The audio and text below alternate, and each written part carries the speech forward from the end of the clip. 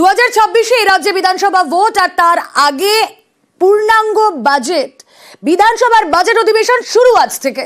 রাজ্যপালের বক্তৃতা দিয়ে শুরু হবে অধিবেশন। বুধবার রাজ্য বাজেট পেশ।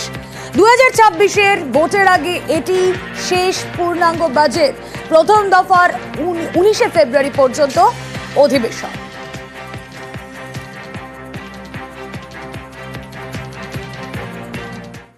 লেটেস্ট আপডেটটা দিই। বাজেট সেশনের আগে বিধানসভায় মুখ্যমন্ত্রী পরিষদীয় দলের বৈঠকে কাজের খতিয়ান পেশ। দলীয় শৃঙ্খলা থেকে রাজনৈতিক লড়াইয়ের রণকৌশল। 26-এর টার্গেটে কি রূপরেখা সেট করছেন মমতা বন্দ্যোপাধ্যায় জানাবেন আমাদের প্রতিনিধি আবির ঘোষাল রয়েছেন সঙ্গে। আবির, দেখো, ডিসেম্বরের পর আজকে ফের বৈঠক করলেন দলীয় বিধায়কদেরকে সঙ্গে নিয়ে মমতা বন্দ্যোপাধ্যায়, এবং বৈঠকের শুরুতেই প্রত্যেকের হাতে লিপিবদ্ধ বলে মমতা বন্দ্যোপাধ্যায়ের একটি বই তুলে দেওয়া হয়েছিল। যে বই থেকে মূলত হচ্ছে যে রেলমন্ত্রী থেকে মুখ্যমন্ত্রী গোটা পর্যায়ে মমতা বন্দ্যোপাধ্যায় কি কাজ করেছেন তার তথ্য পরিসংখ্যান রয়েছে, এবং সেটিকে বিধায়কদেরকে জানতে বলেছেন এবং সেই নিয়ে বিভিন্ন জায়গাতে প্রচার করার নির্দেশ দেওয়া হয়েছে।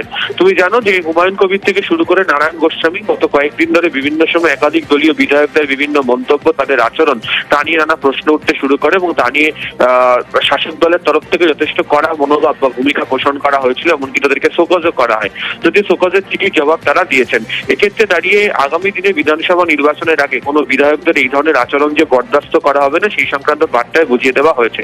তৃতীয়ত হচ্ছে এই দিল্লি বিধানসভা নির্বাচনের ফল প্রকাশের পর অন্তত এই রাজ্যে বিধানসভা নির্বাচন কেন্দ্রিক যে বহিঃপ্রকাশ বা নির্বাচন কেন্দ্রিক যে রাজনৈতিক দামামা সেটা কার্যত বেঁধে গিয়েছে। ফলে এই পরিস্থিতিতে দাঁড়িয়ে দলীয় বিধায়কদেরকে কি ভূমিকা পালন করতে হবে, তারা কোন ইস্যু নিয়ে মানুষের কাছে যাবেন সেই সংক্রান্ত বার্তাও আজকের বৈঠকের ক্ষেত্রে মমতা বন্দ্যোপাধ্যায় দিয়েছেন বলে এখনো পর্যন্ত আমরা জানতে পেরেছি।